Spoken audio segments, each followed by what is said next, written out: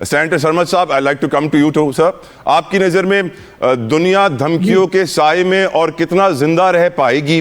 اور پاکستانی یہ سوال ہم سے پوچھتے ہیں کہ جتنی کمال پرفارمنس ہماری حکمرانوں نے انٹرنیشنل پرابلم سالو کرنے میں دکھائی ہے, اپنے انٹرنل پرابلمز بھی سالو کرنے میں ایسی کمال لیڈرشپ دکھائی جائے. سینیٹر سرمد علی صاحب. جی, ایک تو میرے خیال میں اس میں کوئی شک نہیں ہے, کل جو ہمارا معرکہ حق تھا اس کا پورا 1 سال ہوا ہے, اور وہ جو ہم نے معرکہ حق میں کامیابی حاصل کی تھی, اس قوم جو تھی وہ اکٹھی ہوئی تھی.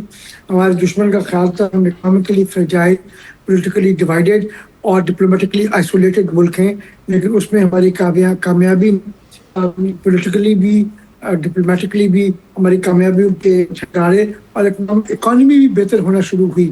لیکن اب آ کے اکانومی دوبارہ اسٹریس میں ہے اور بہت بری طرح اسٹریس میں ہے, جس میں جو کامن آدمی ہے اس کے لیے مشکلات پیدا ہوتی جا رہی ہیں دن بدن.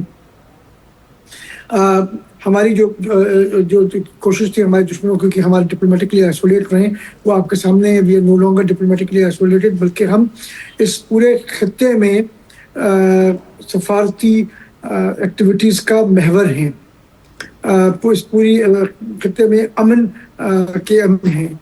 ہمیں اس وقت ہم ایران اور امریکہ کے کردار ادا کر رہے ہیں, اور اس کی وجہ سے دنیا بھر میں پاکستان کی پذیرائی ہو رہی ہے. دنیا کا ہر صدر وزیر اعظم جو ہے یا سربراہ مملکت جو ہے وہ ہمارے وزیر اعظم سے اور ہمارے CDF سے بات کرنے کے لیے کیوں میں لگا ہوا ہے. تو یہ ایک اچھی چیز ہے, بہت عرصے کے بعد اس قسم کی چیز ہمارے ساتھ ہوئی ہے.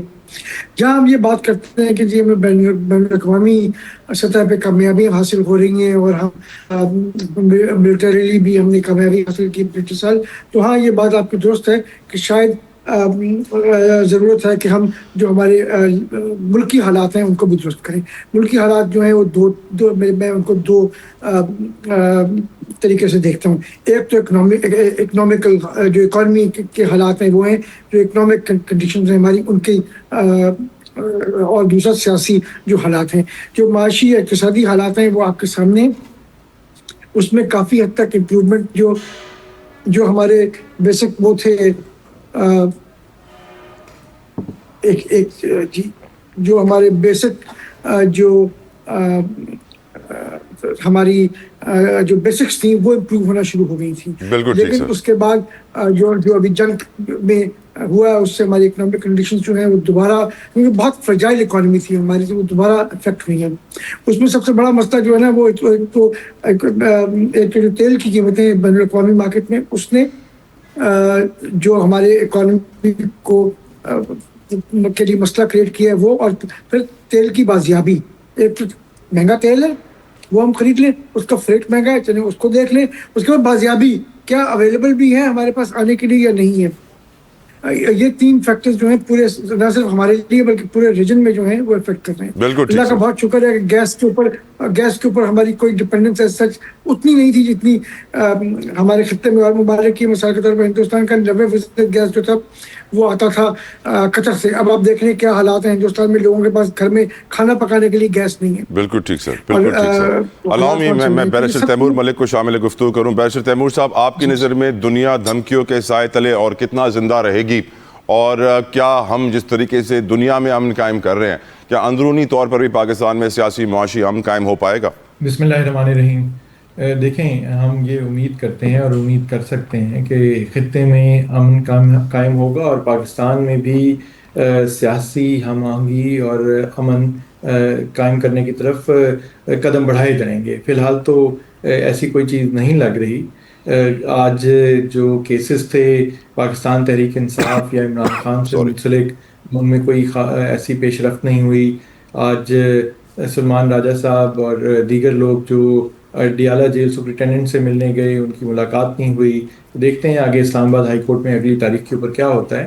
بین الاقوامی طور پر اور خطے کے اندر جو اس وقت حالات ہیں, پاکستان نے بہت اس میں اہم رول ادا کیا ہے جو جنگ بندی ہے اس کی طرف پیش رفت کے لیے. اور پاکستان کا کردار جو ہے وہ کسی ایک ملک نے نہیں, تمام فریقین نے سراہا ہے اس سلسلے میں. سو اب جو پچھلے 1-2 دن سے خاص طور پہ کل جو واقعات ہوئے ہیں وہ تشویشناک ہیں, بیکاز جنگیں جو ہیں وہ اسی طرح they can get out of control. کوئی بھی ایسے واقعات ہو سکتے ہیں جن کا ریئیکشن بڑا سخت آ سکتا ہے دوسری پارٹیز کی طرف سے, اور امن جو ہے وہ ڈیریل ہو سکتا ہے دوبارہ. سو پاکستان یقیناً فیسیلیٹیٹر ہے, میڈیٹر ہے, لیکن پاکستان اس وقت گارنٹور نہیں ہے, نہ ہو سکتا ہے. سو دونوں طرف جو ممالک ہیں ہمارے خطے کے, اور خاص طور پہ جو مسلمان ممالک ہیں, ان کو یہ دیکھنا چاہیے کہ امن جو ہے, دیر پا امن, وہ اس خطے میں کیسے قائم کیا جا سکتا ہے.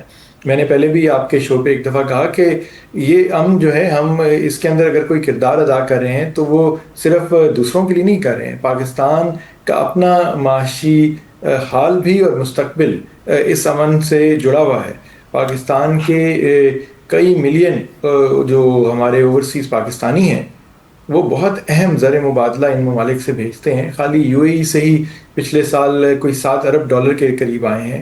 ہم آئی ایم ایف کی, جس کی آپ نے ذکر کیا, سوورن ویلتھ فنڈ سے ریلیٹڈ ان کی کسی کنڈیشن کا, تو آئی ایم ایف کی $1-2 بلین کے پروگرام کے لیے ہم اتنی چیزیں کرتے ہیں, اور ایک ملک سے پاکستانی جو ہیں وہاں جو کام کرتے ہیں وہ $7 بلین بھیج رہے ہوتے ہیں. سعودی سے اس سے بھی زیادہ بھیجتے ہیں. تو پاکستان یہ چاہتا ہے, ظاہر ہے, کہ وہ زر مبادلہ بھی آتا رہے, بلکہ ان ممالک سے ہم فورن انویسٹمنٹ کی امید رکھتے رہے ہیں.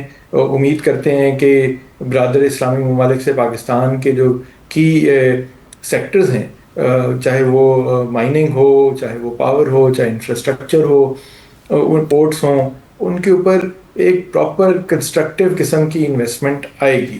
اور پاکستانی بزنسز بھی جو ہیں وہ اس خطے کے اندر مزید کام کر سکتے ہیں. تو یہ سب چیزیں تبھی ہو سکتی ہیں جب امن ہوگا.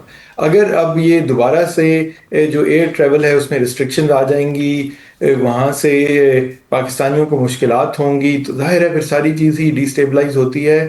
پاکستان کی جہاں تک توانائی کے لیے تیل کی ڈیپینڈنس ہے, یہ اچھی چیز بھی ہے, اور اس میں ہماری خامیاں بھی ہیں. خامیاں ایک یہ ہے کہ ہماری انڈسٹریلائزیشن اتنی ہو ہی نہیں سکی کہ ہماری بہت زیادہ ڈیپینڈنس ہوتی انرجی سورسز کے اوپر باہر کے ممالک سے خاص طور پر. اور پاکستان کے اندر ابھی بھی لوڈ شیڈنگ ہو رہی ہے. اگر کوئی بچت ہے تو وہ اس لیے ہے کہ پاکستان کی عوام نے خود ایک سولر ریولوشن پاکستان میں لے کے آئے, اور جو ریزیڈینشل اور ایگری ہمارے بہت سارے یوزرز ہیں وہ سولر بیسڈ انرجی کی سورسز کی طرف چلے گئے ہیں. اس میں حکومت کی پالیسیاں, کوئی بھی حکومت ہو, وہ پچھلے چند سالوں میں بدلتی ہی رہی ہیں, اور لگتا ہے کہ بدلتی ہی رہیں گی, لیکن عوام خود بخود اپنی سیلف ریلائنس کی طرف جا رہے ہیں, جس سے گریڈ کے اوپر بوجھ کام پڑتا ہے, اور گریڈ کا نقصان بھی ہے, کیونکہ اب اگر عوام کی ڈیپینڈنس یوزرز کی گریڈ کے اوپر نہیں رہے گی تو گریڈ کو مینٹین کرنا بھی آسان نہیں ہوتا, اس کے بھی خرچے بڑھتے ہیں. سو بہت ساری چیزیں ہیں, لیکن امید کرتے ہیں کہ انٹرنیشنلی, ریجنلی پیس جو ہے وہ انشور ہوگا, اور پھر سب سے بڑھ کر کہ اس پیس کا ہمیں تبھی صحیح طرح فائدہ ہو سکتا ہے کہ ہم معاشی اپنا مستقبل ٹھیک کر سکتے